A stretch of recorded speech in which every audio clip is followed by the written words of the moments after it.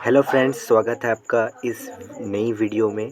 तो सबसे पहले हैप्पी इंडिपेंडेंस डे। आप सभी को स्वतंत्रता दिवस की हार्दिक शुभकामनाएं। और ये वीडियो बेसिक के बाद ये काफ़ी इम्पोर्टेंट वीडियो होने वाली है, क्योंकि इस वीडियो में मैंने कंप्लीट कवर किया है दिस दैट दीज और दोज को। इन चारों कॉन्सेप्ट, चारों चीज़ों को अच्छे से समझने के बाद हम और बेसिक और मतलब एडवांस इंग्लिश की ओर बढ़ेंगे। ठीक है, तो सबसे पहले एक काम कीजिए, इस चैनल को कर दीजिए सब्सक्राइब, क्योंकि बहुत ज़्यादा ज़रूरी है ये चैनल आपके लिए, क्योंकि इसी चैनल में आप इंग्लिश सीख पाएंगे एकदम शुरू से। अगर आपको कोई दिक्कत हो तो मुझे कमेंट कीजिए, तो मैं आपके जितने भी क्वेश्चंस और डाउट्स हैं मैं आपको क्लियर करूँगा। नेक्स्ट वीडियो में आपको उसी पे बनाऊँगा, आप जो कमेंट करेंगे। ठीक है, तो चलते हैं इस टॉपिक की ओर। So keep watching the video. तो देख सकते हैं कॉन्सेप्ट आपके सामने है, समझना आपकी ज़िम्मेदारी है। ठीक है, मेरी ज़िम्मेदारी तो समझाना है। अगर दिक्कत आए तो आप पूछिए ना, कोई प्रॉब्लम नहीं है। तो देखिए, दिस दैट और दीज और दोज, प्रोनाउंसिएशन में पहले ध्यान दीजिए। दिस दैट दीज, देखिए दीज को कैसे लिखा जाता है वो देख लीजिए। तो प्रोनाउंसिएशन मैंने हिंदी में लिखी है, तो आप उसे अच्छे से देखिए। दिस द में द, दिस ऐसे करके लिखा जाता है, दैट, दीज और दोज। देख आप समझ गए, पढ़ लीजिएगा आप। हिंदी हिंदी तो आती है आपको, ऑब्वियसली आती है, तब तो आप हिंदी के थ्रू इंग्लिश सीखने इसी चैनल पे आए हैं। ठीक है, तो समझ में आ गई दिस दैट और दीज और दोज की प्रोनाउंसिएशन आपको काफ़ी हद तक समझ में आ गई है, तो आपको ऐसे प्रोनाउंसिएशन बोलना। अब चलिए इस कॉन्सेप्ट को समझेंगे। पहले दिस और दैट, क्या अंतर है दिस और दैट में, दीज और दोज में क्या अंतर है वो समझेंगे। ठीक है, तो उससे पहले एक छोटी सी चीज़ देख लीजिए। देखिए छोटी सी चीज़ क्या है, देखिए सिंगुलर और प्लूरल, पहले थोड़ा सा छोटी सी डिफरेंस है, समझ लीजिए। सिंगुलर मतलब जो एक, कोई भी एक चीज़, वस्तु।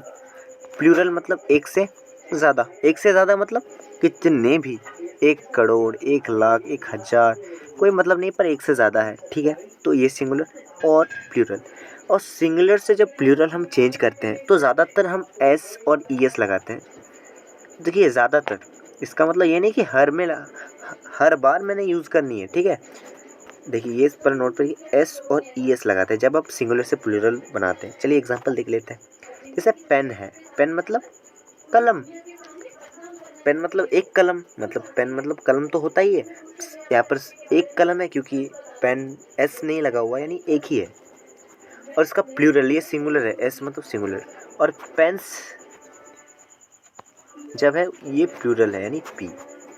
ठीक है, सिंगुलर क्या हो गया पेन, और प्लूरल क्या हो गया पेन्स। ठीक है, और एग्जांपल देखते हैं। जैसे कैट, कैट ये तो सिंगुलर है। कैट एक बिल्ली की बात हो रही है, और दूसरी बिल्ली, तो अगर मैं कहूँ एक से ज़्यादा बिल्लियाँ मैं अगर मैं कहूँ तो मैं क्या कहूँगा, कैट्स। कैट्स मतलब बिल्ली, इसमें एक बिल्ली की बात हो रही है यानी सिंगुलर। और एक से ज़्यादा, यहाँ पर एक से ज़्यादा, यहाँ पर देखिए कैट्स है, इसका मतलब क्या, कितनी बिल्लियाँ, पता नहीं कितनी बिल्लियाँ, लेकिन एक से ज़्यादा है, इतना तो ज़रूर पता है कि वो एक से ज़्यादा है। ये मैटर नहीं करता कि कितना है, पर एक से तो ज़्यादा है, ये तो बात पक्की है। या इसे प्लूरल कहते हैं। सिंगुलर मतलब एक, इसमें तो कोई डाउट ही नहीं है, इसमें एक, और इसमें एक से ज़्यादा। एक से ज़्यादा मतलब कितने भी हो सकते हैं, बिल्लियाँ कितनी भी हो सकती हैं। ठीक है, तो इसमें कोई प्रॉब्लम नहीं आई है। ठीक है, ज़्यादातर हम एस और ई एस लगा के बनाते हैं सिंगुलर से प्लूरल। चलिए अब कॉन्सेप्ट की ओर बढ़ते हैं आगे। देखिए दिस और दैट, पहले हिंदी अर्थ देख लीजिए, पर मैं आपको सजेस्ट करूँगा, मेरी राय, मेरी ओपिनियन ये है कि आप हिंदी अर्थ पे ज़्यादा फोकस मत कीजिए। आप सिचुएशन को समझिएगा, लेकिन मैं भी हिंदी अर्थ बता देता हूँ, क्योंकि बहुत से स्टूडेंट हिंदी मीडियम से हैं, बिल्कुल है, तब तो ये वीडियो देख रहे हैं। बिल्कुल, तो दिस दैट मतलब, दिस मतलब यह, दैट मतलब वह, ये तो कॉमन सी बात है। या ये और वो भी कह सकते हैं आप, कोई दिक्कत नहीं है, जो आप कहेंगे आपके ऊपर है। ठीक है, तो इतनी बात तो क्लियर है ही। अब देखिए दिस और डैट का यूज़ कब होता है, चलिए उस पर थोड़ा सा विचार करते हैं अच्छे से। देखिए दिस का यूज़ तब होता है पास, तब होता है जब कोई चीज़ पास में हो। और दैट का यूज़ कब होता है, जब कोई चीज़ दूर में हो। दिस का यूज़ कब होता है? अगर कोई चीज़, कोई भी वस्तु हो, वो पास हो, आपके सामने हो, और आप दिखाते हैं ना, उंगली दिखा के आप इंडिकेट करते हैं, इशारा करते हैं ना, देखो वो कलम, ये कलमे, वे गाड़ियाँ। तो आप जो उंगली दिखा के आप जब निर्देशित करते हैं किसी वस्तु को, तब दिस, दैट, दीज और दोज का यूज़ किया जाता है इन इंग्लिश। आप हिंदी में भी तो यूज़ करते हैं, ये वो ये तो ऐसे यूज़ करते हैं, ठीक है। तो इंग्लिश में भी इसका यूज़ इसी तरह किया जाता है, दिस, दैट, दीज और दोज की हेल्प से, ठीक है, पास और दूर के लिए। अब देखिए, पास और दूर, जब कोई चीज़, कोई भी वस्तु अगर पास हो और एक हो, कोई वस्तु, दिस का यूज़ पहले समझ लीजिए, अच्छे से समझा देता हूँ। दैट को भी भूल जाइए, इधर दैट को अभी फोकस नहीं करनी है आपको, ठीक है। इस चीज़ पे आपको फोकस अभी बिल्कुल नहीं करनी। देखिए, अभी दैट को भी फ़िलहाल के लिए छोड़िए, फॉर द टाइम बीइंग। अब देखिए, दिस का यूज़ तब किया जाता है जब कोई भी चीज़ सामने हो, कोई चीज़ आपके पास मतलब पास मतलब आपके सामने। इसका मतलब, पास का मतलब सामने होता है, नियर मतलब पास, ठीक है। कोई भी चीज़ नियर हो यानी पास हो। और इसमें थोड़ा फार लिख देते हैं, इंग्लिश में, हिंदी लिख देता हूँ, फार। देखिए, इसमें भी फोकस नहीं करनी है आपको।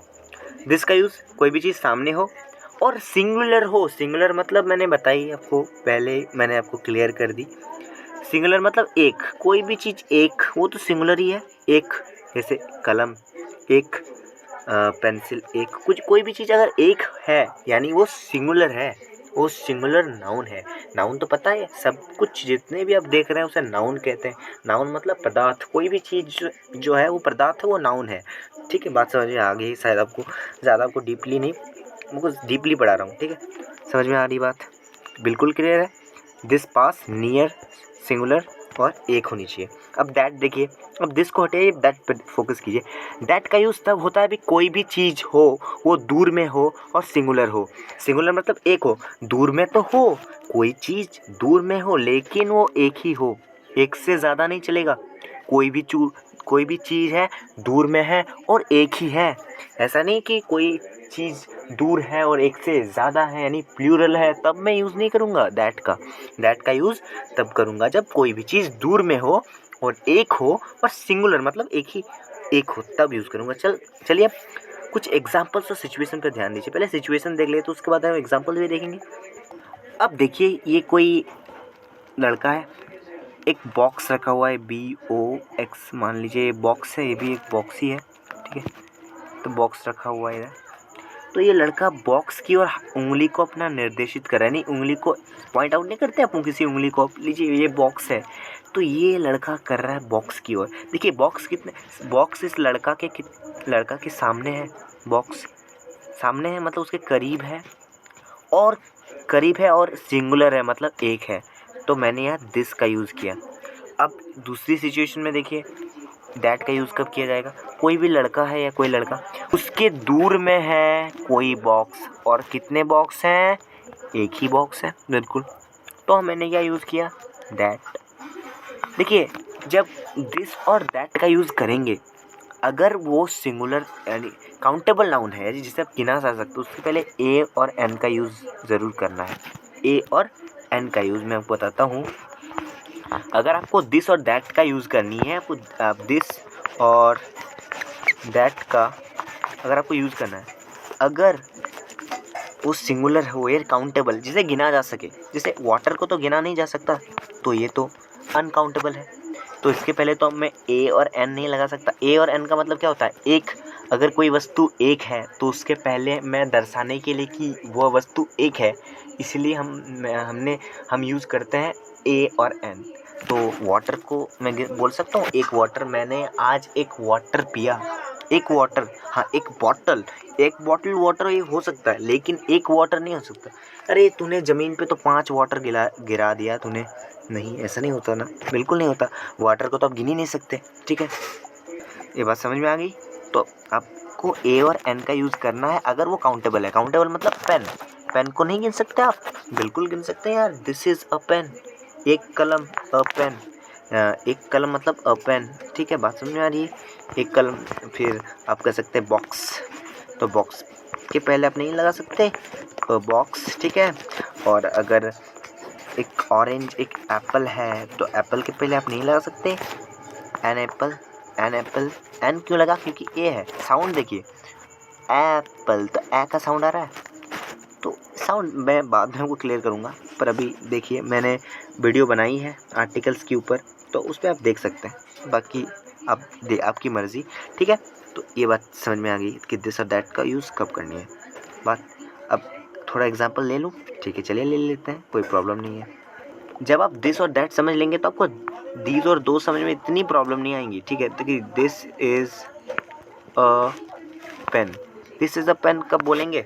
जब कोई दिस का यूज़ कब करेंगे? अगर कोई चीज़ सामने हो और दिस के साथ हमेशा इज़, तो लगना ही है, लगना है, क्योंकि एक वस्तु की बात हो रही है, सिंगुलर है और ये काउंटेबल है।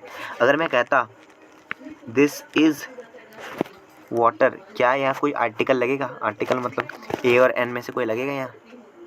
अगर मैं वाटर की बात मैंने अभी यहाँ पर की, क्या वाटर के पहले ए और एन लगेगा? बिल्कुल नहीं लगेगा। इसमें कोई आर्टिकल्स लगेगा ही नहीं, क्योंकि इसे गिना ही नहीं जा सकता ना। वाटर को तो आप गिन ही नहीं सकते। दिस इज़ अ वाटर या एन वाटर में तो एन तो बिल्कुल नहीं कर सकता, अ वाटर नहीं कर सकता, ठीक है। ये बात तो आ रही समझ में, आ गई आपको होगी।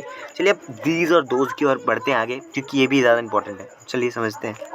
अब देखिए दीज और दोज समझते हैं।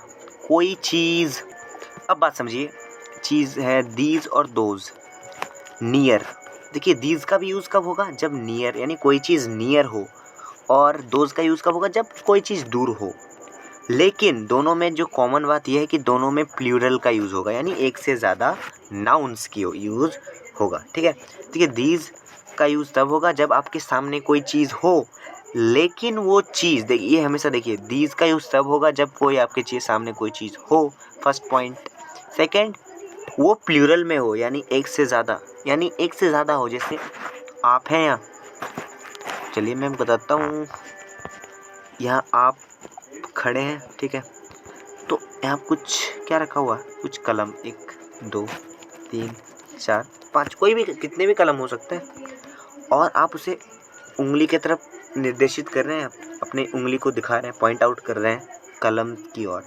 तो कहेंगे ये कलमें हैं, यानी एक से ज़्यादा हैं, एक से ज़्यादा है पर आपके सामने है, तो क्या कहेंगे? These are a pen. These are a pen बोलेंगे? नहीं, बिल्कुल नहीं, दीज आर पेन्स बोलेंगे। क्यों लगाएंगे? क्योंकि एक से तो ज़्यादा है। हम कब लगाते हैं, यानी ए और एन का यूज़ हम कब करते हैं? जब कोई चीज़ एक ही हो, एक यानी सिंगुलर हो। ये तो प्लूरल है, प्लूरल मतलब एक से ज़्यादा, ठीक है, बात समझ में आ गई। दीज आर पेन्स होगा, यानी हमेशा आर के बाद प्लूरल आएगा। अब मैं ऐसे तो नहीं कह सकता दीज आर वाटर्स, मैं कह सकता हूँ दीज आर वाटर्स? बिल्कुल नहीं, वाटर को तो गिन ही नहीं सकते, तो वाटर्स कैसे हो जाएगा? नहीं कह सकते, ठीक है। तो दीज और दोज के साथ वाटर्स नहीं लगेगा कभी। अब देखिए, अगर यहाँ आप खड़े हैं, ठीक है, यहाँ पर कुछ बॉक्सेस रखे हुए हैं, बॉक्सेस, तो आप क्या कहेंगे? ये एक से ज़्यादा बॉक्सेस, आप उंगली दिखा के बोल रहे हैं कि these are boxes, these are boxes, यानी एक से ज़्यादा बॉक्सेस हैं। ए और एन का तो बिल्कुल यूज़ नहीं करना। अब देखिए दोज का यूज़ कब करना है, ये देख लीजिए, काफ़ी इंपॉर्टेंट बात मैं बता रहा हूँ। दोज देखिए, दोज का भी यूज़ तब करना है, एक कोई भी लड़का खड़ा है, कोई चीज़ है, सोचिए बॉक्सेस, यहाँ पर मैं बॉक्सेस के नहीं, मैं कुछ पेन्स के ही एग्जांपल ले लेता हूँ, ठीक है। तो देखिए कुछ पेन्स, ये सब पेन्स है, ठीक है, पेन्स, एक से ज़्यादा पेन्स है तो पेन्स होगा, ठीक है। तो बाद में मैं सीक्वेंस बताऊंगा, उसे आप देखिएगा। देखिए ये एक आदमी, ये कोई लड़का है खड़ा है, अपनी उंगली को निर्देश कर रहा है कलम की ओर, और कह रहा है कि ये वो कलमें हैं, तो वो कलमें हैं। तो देखिए एक से ज़्यादा कलमें हैं, दूर है और एक से ज़्यादा है, दूर है और एक से ज़्यादा है, तो मैं क्या कहूँगा? दोज के साथ क्या लगता है? आर। तो देखिए मैं सेंटेंस बना लेता हूँ, वो सेंटेंस बना के दिखा। दोज आर पेन्स, मैंने यहाँ पर सेंटेंस बना लिए। शायद आपको बात समझ में आ गई होगी। अगर आपको वीडियो पसंद आई है तो प्लीज़ इस वीडियो को लाइक कीजिए, सब्सक्राइब कीजिए। उससे पहले एक चीज़ आपको समझ लीजिए, देखिए ये एक कलम, मान लीजिए ये 2, ये 3, ये 4 और ये 5, तो एक कलम को मैं क्या कहूँगा? अ पेन या पेन, ठीक है। 2 कलम को क्या कहूँगा मैं? पेन्स। 3 कलम को पेन्स, 4 कलम को भी मैं पेन्स ही कहूँगा। 1 pen, 2 pens, 3 pens, 4 pens, 5 pens, एक से ज़्यादा जब जाएगा एस और ई एस दोनों में से कोई चीज़ लग जाएगा। और एक बात जो छोटी सी है लेकिन बहुत ज़्यादा ज़रूरी है, अगर मैं कोई सेंटेंस दे देता हूँ कि सामने लाइक, तो देखिए ये वीडियो है, देखिए ये वीडियो है, तो मैंने सेंटेंस कैसे बनाया, दिस इज़ अ वीडियो। तो देखिए यह वीडियो है, मैंने एक नहीं लगाया, मैंने हिंदी सेंटेंस पे देखिए पहले हिंदी सेंटेंस और फिर इंग्लिश सेंटेंस देखिए। हिंदी सेंटेंस में मैंने तो कहा कि यह वीडियो है, ये एक ही वीडियो की बात हो रही है, तो यह वीडियो है, लेकिन मैंने वीडियो के पहले एक नहीं लगाया, तो मैंने पर इंग्लिश सेंटेंस में मैंने एक ए लगाया है, मतलब अ लगाया।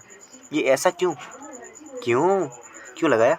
तो देखिए हमेशा याद रखिए, अब ज़रूरी नहीं है कि अब हिंदी सेंटेंस में एक रहे, लेकिन जब इंग्लिश बनाएंगे तो उससे पहले अ लगाना ज़रूरी है। अ यानी ए और एन का यूज़ करना ज़रूरी है। जैसे मैं एक एग्जांपल दूँ, मैं डायरेक्ट एग्जांपल दे देता हूँ। जैसे यह कलम है, सिंपल ऑब्वियस सी बात है कि एक कलम की बात हो रही है, ये कलम है, ठीक है।